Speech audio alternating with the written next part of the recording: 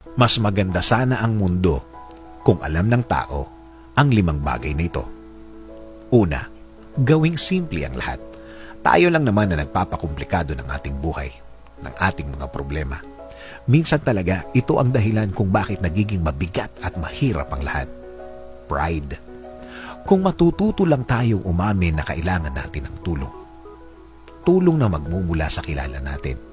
Since napakarami nating issue, hindi nating magawa ang mga bagay na ito kasi nga naman, ano na lang ang masasabi ng iba? Sana nga, mawala na ito.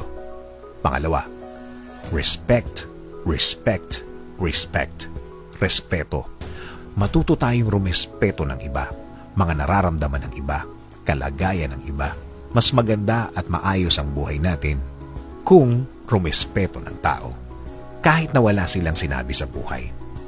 Alam mo ba kung anong pwedeng gawin sa mga taong walang respeto sa ibang tao o sa iyo?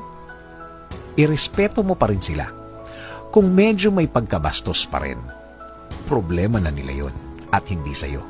Masarap yatang matulog ng walang binabastos. Pangatlo, huwag matakot sa pagbabago. Minsan ang tao ayaw ng gumalaw sa kanyang kinalalagyan dahil daw nasanay na sila sa kinalalagyan nila.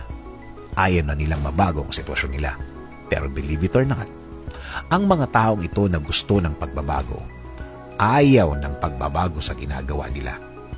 Tandaan, kung walang gagawing bago, walang mababago. Pang-4, umpisahan ang kinatatakutan mo. Para sa akin, napakagandang batayan ng gustong gawin sa buhay para umangat ang gawin mo ang takot nilang gawin. Umpisahan mo ang ayaw nilang umpisahan. Bahagi ng buhay ang pag-take ng risk. Papasok na dito ang tiwala sa Diyos. Kung sa puso mo, gusto mong simulan yan at nilagay niya sa puso mo, you can expect na tutulungan ka niya sa lahat ng stage ng mangyayari. Pang-5, matuto tayong isuko ang lahat sa Diyos.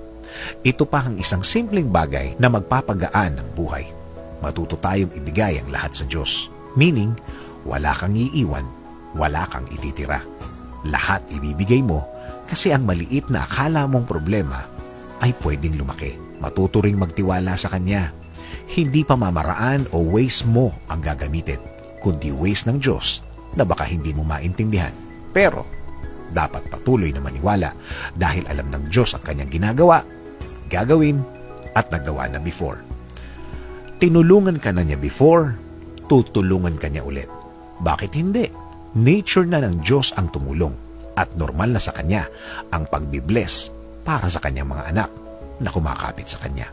Sabi nga sa Proverbs 4:18, the path of the righteous is like the morning sun, shining ever brighter till the full light of day.